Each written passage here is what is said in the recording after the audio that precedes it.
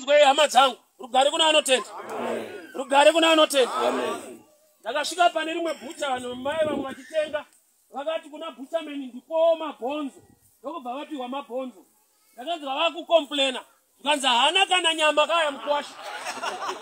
Iyo vati mabhonzo. Zvoreva kuti munhu uyu anotodawo nyama. But arikuda kuhanda achitaura nyaya yebhonzo. Hakuna asingade kubudirira. Munhu unongona achihwanda kunzvenga so. Asi zvikuru dai mweya wemtsvene atiropafadza mubato wemaoko. Rugare kuna anotenda.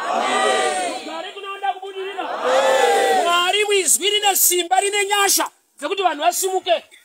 Hatidi vanonyepera kutsvaka mabhonzo vachida nyama.